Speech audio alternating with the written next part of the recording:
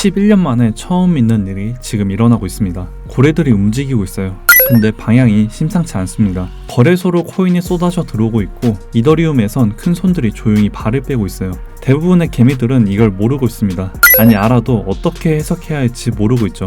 이게 진짜 위험 신호인지 아니면 기회인지 오늘 영상에서 전부 공개합니다. 그리고 오늘 오전에 먼저 공유해 드렸는데 4시간 차트 삼각수렴 하단 이탈 시점에서 단기 하락 초점으로 봐야 하며 보수적인 매매는 9시 캔들 마감까지 기다리고 공격적인 매매는 67.5에서 67.7K 부근 손절을 걸고 대응하라고요. 그리고 생각보다 빠르게 방향이 나왔죠. 지금 그걸 보신 분들은 손절을 본절로 옮겨두고 일부 익절하면서 편하게 보고 계실 겁니다. 이게 텔레그램 방의 차이인데요. 영상은 정리된 분석이고 커뮤니티는 실시간 대응입니다. 아직 안 들어오신 분들은 고정 댓글 링크 통해 무료 입장하시면 되고 오늘 같은 날 보시면 딱 느끼실 거예요. 자, 그럼 오늘 영상 본론부터 바로 가볼게요. 오늘 핵심 키워드는 딱 하나입니다. 거래소 고래 비율 0.64. 크립토컨트 기준으로 상위 10개 지갑이 전체 거래소 유입량의 64%를 차지하고 있다는 수치예요. 이게 2015년 이후 무려 11년 만에 처음 나온 숫자입니다. 어마어마하죠. 근데 많은 분들이 이걸 그냥 넘깁니다. 고래가 움직였다더라 하고 끝이에요.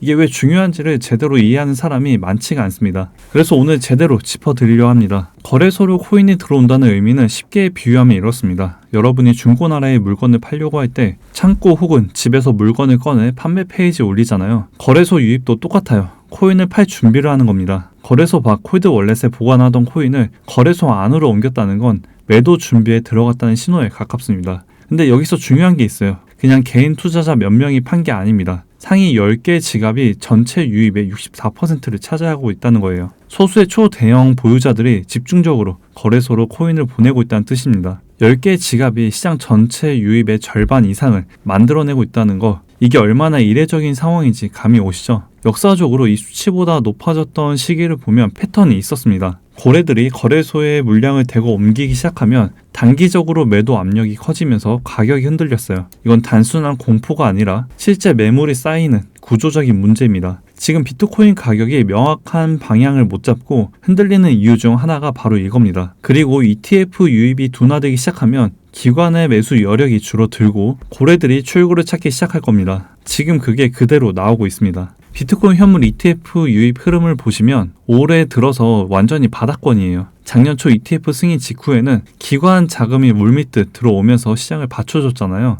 근데 지금은 그 흐름이 완전히 꺾인 상태입니다. 기관이 사주지 않으니까 고래들이 파는 물량을 받아줄 주체가 없는 거예요. 이걸 마트에 비유하면 이렇습니다. 고래는 대형 납품 업체고 기관은 마트예요. 납품 업체가 물건을 잔뜩 가져왔는데 마트가 지금 재고가 넘쳐서 안 받겠다는 상황인 거예요. 물건은 쌓이고 가격은 내려갈 수밖에 없는 구조입니다. 지금이 딱 그 상황이에요. 이더리움은 더 심각합니다. 바이낸스에서 이더리움 평균 주문 규모 데이터를 보면 연초 이후 지속적으로 감소를 하고 있어요. 숫자만 보면 조금 줄었네 싶을 수 있는데 이게 의미하는 바는 다릅니다. 대형 참여자들이 이 시장에서 점점 손을 떼고 있다는 거예요. 마치 큰 손님들이 조용히 자리를 정리하고 식당을 나가는 것처럼요. 아직 문을 쾅 닫고 나온 건 아닙니다. 근데 계산서 들고 일어서고 있는 건 맞아요. 고래들이 이더리움 포지션을 점진적으로 줄이면서 물량 자체의 두께가 얇아지고 있습니다. 물량이 얇아지면 뭐가 일어나냐? 작은 물량에도 가격이 크게 흔들립니다. 변동성이 커진다는 뜻이에요. 올라갈 때도 빠르게 올라가지만 내려갈 때도 순식간에 내려갑니다. 지금 이더리움이 비트코인보다 훨씬 더 불안하게 움직이는 게 우연이 아닌 거예요. 지금 당장의 상황을 어떻게 읽어야 하냐면 오늘 오전에 커뮤니티에서 먼저 공유해드린 내용인데요. 비트 4시간 차트 기준으로 오전 당시에 삼각수렴 하단 이탈이 발생했습니다. 삼각수렴은 가격이 고점은 낮아지고 저점은 높아지면서 점점 좁은 범위로 압축되는 패턴인데요.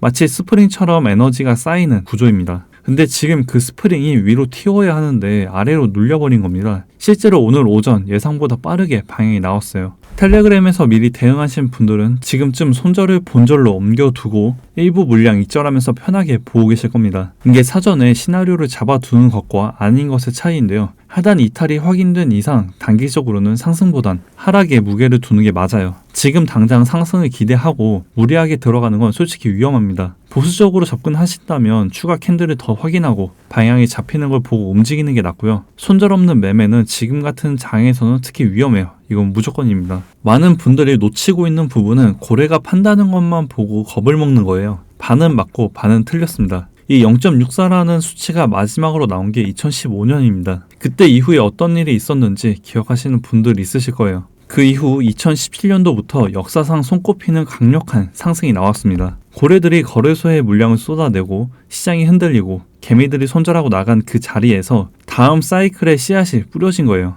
물론 지금 당장 내일 반등한다는 얘기가 절대 아닙니다. 단기적으로는 추가 하락 가능성을 열어두고 있어야 해요. 근데 이 데이터를 단순히 공포의 신호로만 읽으면 절반만 본 겁니다. 고래가 파는 구간은 동시에 누군가가 싸게 살 수 있는 구간이기도 하니까요. 지금 많이 힘드시죠? 차트 보기도 싫고 계좌 열기도 무섭고 저도 압니다. 그 답답함이 어느 정도인지. 근데 이럴 때일수록 공포에 휩쓸리지 않고 데이터를 보는 사람이 결국 다음 사이클에서 웃게 됩니다. 그게 제가 이 영상을 만드는 이유입니다. 진짜 핵심은 지금부터입니다. 제가 오늘 고래 비율 얘기, ETF 유입 얘기, 이더리움 얘기 다 드렸는데요. 사실 이것들은 전부 하나의 더 큰 그림을 향하고 있어요. 그 그림을 안 보고 가시면 오늘 영상 절반만 보신 겁니다. 많은 분들이 이렇게 생각을 하실 거예요. 고래가 팔고 있고 ETF 유입도 바닥이고 차트도 하단 이탈했으면 그냥 지금 다 팔고 나가는 게 맞는 거 아니야? 충분히 그렇게 생각할 수 있어요. 당연한 반응입니다. 근데 저는 여기서 한 가지만 여쭤볼게요. 여러분, 2022년 11월 기억하시나요? 루나 사태 터지고 ETF 파산하고 비트코인이 15,000달러까지 떨어졌던 그때요. 그때 뉴스 보면 뭐라고 했냐? 비트코인 끝났다. 암호화폐 시장 붕괴. 다시는 안 오른다 였어요. 유튜브도 커뮤니티도 전부 공포 그 자체였습니다. 그때 팔고 나간 분들 지금 어떠신가요? 그리고 그때 버티거나 오히려 매집하신 분들은요. 공포가 극에 달할 때가 오히려 기회에 가깝습니다. 시장은 항상 그래왔고요. 근데 왜 사람들은 매번 똑같이 반응을 할까요? 이건 심리학적으로 설명이 됩니다. 사람은 손실에 대한 공포가 수익에 대한 기대보다 2배 이상 강하게 작동해요. 행동 경제학에서 말하는 손실회피 심리입니다. 쉽게 말하면 10만원 벌었을 때의 기쁨보다 10만원 잃었을 때의 고통이 훨씬 크게 느껴지는 거예요. 그래서 시장이 흔들리면 이성이 아니라 감정이 먼저 반응하는 겁니다. 고래들은 이걸 알고 있어요. 개인 투자자들이 공포에 손절하고 나가는 그 타이밍을 기다리고 있습니다. 실제로 큰 하락 이후에 거래량을 보면 패턴이 있어요. 개미들이 페닉스라는 구간에서 대형 지갑에 매수가 조용히 들어오는 흐름이 반복이 됩니다. 무서워서 던진 코인이 결국 누구 손에 들어가는지 생각해 보시면 됩니다. 여기서 핵심 변수는 3가지입니다. 첫 번째는 ETF 유입 재개인데 지금 ETF 유입이 바닥을 기고 있죠. 이게 다시 살아나기 시작하면 기관이 다시 매수 모드로 전환했다는 신호예요. 기관이 들어오면 고래들의 매도 물량을 받아줄 수 있는 구조가 만들어지고 시장에서 다시 숨통이 트입니다. 두 번째는 거래소 고래 비율의 변화입니다. 지금 0.64까지 올라온 이 수치가 다시 내려오기 시작하면 고래들의 매도세가 진정됐다는 신호입니다. 물량이 거래소 밖으로 빠져나가기 시작한다는 건 장기 보유 목적으로 다시 코인을 빼간다는 뜻입니다. 세 번째는 비트코인 도미넌스입니다. 지금처럼 불안한 장세에서 도미넌스가 올라가면 시장 자금이 알트를 팔고 비트코인으로 몰리고 있다는 뜻이에요. 이더리움을 포함한 알트코인 투자자분들은 이 도미넌스 흐름을 꼭 체크해야 합니다. 도미넌스가 상승하고 다시 내려오기 시작하는 시점, 그게 알트 시즌의 시작 신호가 될 가능성이 높습니다. 지금 이 3가지 지표 중에 하나라도 방향이 바뀌기 시작하면 저는 텔레그램 방에 바로 공유해 드리겠습니다. 영상보다 빠르게요. 시장이 빠르게 움직일 때는 속도가 생명입니다. 그래서 이런 변곡점 시그널은 항상 커뮤니티가 먼저입니다. 지금 이 장에서 방향을 놓치는 것, 그게 제일 비쌉니다. 자, 오늘 내용 정리해 드릴게요. 11년 만에 최고치를 찍은 고래 거래소 유입 비율, 점점 손을 떼고 있는 이더리움 큰손들, 그리고 바닥을 기는 ETF 유입, 이 3가지가 동시에 나오고 있는 지금 단기적으로는 분명히 조심해야 하는 구간입니다. 차트도 그걸 말하고 있고요. 근데 동시에 이런 구간이 역사적으로 어떻게 마무리됐는지도 오늘 함께 보셨습니다. 무섭다고 무조건 팔고 나가는 게 답이 아닐 수 있다는 거 데이터가 말해주고 있습니다. 지금 정말 많이 지치셨을 겁니다. 매일 차트 보면서 가슴 졸이는 거 저도 압니다. 근데 이럴 때일수록 감정이 아니라 데이터를 봐야 한다는 거, 오늘 영상이 조금이나마 그 기준이 됐으면 좋겠습니다. 앞으로도 시장에 중요한 변화가 생기면 영상으로 또 커뮤니티로 빠르게 찾아뵐게요. 저는 항상 여기 있습니다. 영상 도움이 되셨다면 구독이랑 좋아요 한 번씩 눌러주세요. 그게 저한테 가장 큰 힘이 됩니다.